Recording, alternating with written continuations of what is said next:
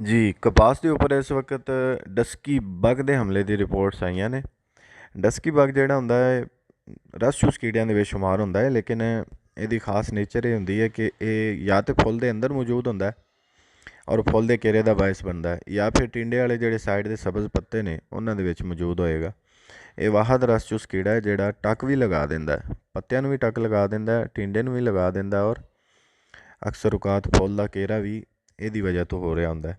ਹੁਣ ਡਸਕੀ ਬਗ ਵੈਸੇ ਸਟਾਰਟ ਦੇ ਵਿੱਚ ਆਉਂਦਾ ਹੁੰਦਾ ਹੈ, ਲੇਕਿਨ ਇਸ ਵਕਤ ਵੀ ਰਿਪੋਰਟਸ ਆਈਆਂ ਨੇ, ਕੁਛ ਦੋਸਤਾਂ ਨੇ ਬਾਰ-ਬਾਰ ਵੀਡੀਓਜ਼ ਭੇਜੀਆਂ ਨੇ ਡਸਕੀ ਬਗ ਦੇ ਅਟੈਕ ਦੀਆਂ। ਅਤੇ ਇਸ ਦੇ ਬਿਹਤਰੀਨ ਕੰਟਰੋਲ ਜਿਹੜਾ ਇਹਦਾ ਹੈ ਉਹ ਕਲੋਥੀਆਨੀਡੀਨ ਔਰ ਬਾਈਫੈਂਥਰੀਨ ਮਿਕਸ ਕਰ ਲਓ। ਬਾਈਫੈਂਥਰੀਨ 400 ml ਫੀ ਏਕੜ ਔਰ ਕਲੋਥੀਆਨੀਡੀਨ ਲਿਕਵਿਡ ਵਾਲਾ ਅਗਰ ਹੋਵੇ ਤਾਂ 1 ਪੈਕ ਫੀ ਏਕੜ।